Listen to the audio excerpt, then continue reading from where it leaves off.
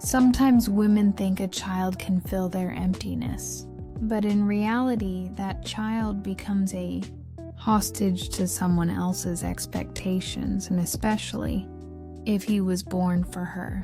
I can't understand women who have children for themselves, as if they were investments expecting emotional returns. I raised you, fed you, made you human, now you owe me. But whoever asked the child if he wanted to be born under those terms? I got married almost at 40, already with a career, an apartment, a car, even a small summer house, so no one could call me greedy. My husband, Mark, 42, a factory deputy director, had never been married. 2 adults, equal, stable, independent. We met at the hospital where I worked. His mother, Evelyn, was a patient, an elegant woman in her 80s, sharp-minded, with her own kind of humor. She said she had her son for herself, so she'd have someone by her side in old age. She said it lightly, as if talking about buying new furniture. Mark was handsome, athletic, polite, but somehow still a free artist, as he called it. He lived near his mother, saw her often, and avoided questions about his personal life. We clicked right away, fell in love quickly, and got married fast. Time wasn't waiting. We decided to live in his apartment and save mine for the children we hoped to have. But having a baby turned out to be not so easy.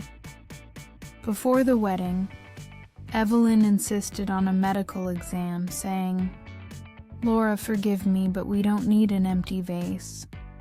I'd like to see my grandchildren." I was offended, of course, but stayed silent.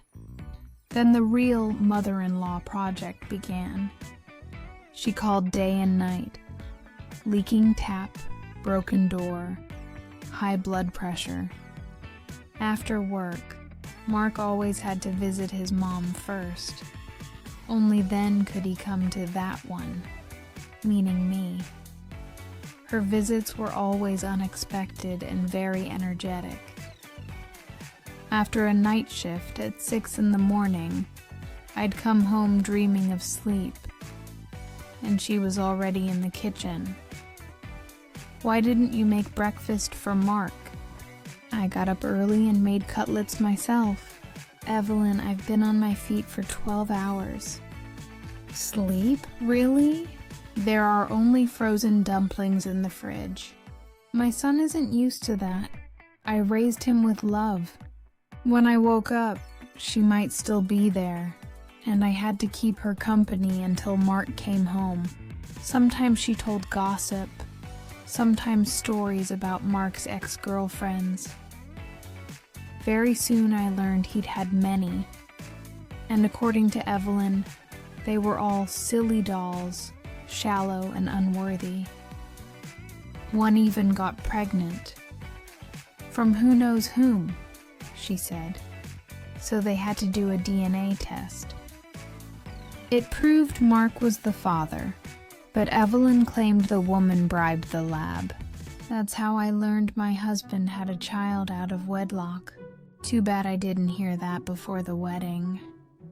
She turned every little thing into a soap opera, rearranged my kitchen, replaced my dishes, brought ugly rugs and covers, re-washed clothes, re-ironed Mark's shirts, and scolded me for hanging them not properly.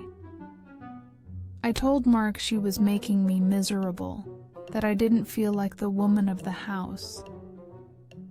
But his support always went to her.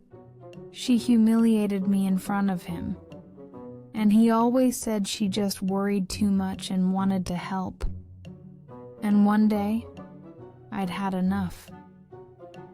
After she said, "How could such a son marry an uneducated orphan?" I snapped. You know what, Evelyn? You win. My apartment is empty. Stay here with Mark. What? How can I explain that to him? She screamed. I'm sure you'll find a perfect way, I said, already calling my best friend. I packed my things, called a taxi, and returned to my own life. My friend came running, ready to celebrate my freedom, while Evelyn sat in shock in the kitchen. The divorce was quick.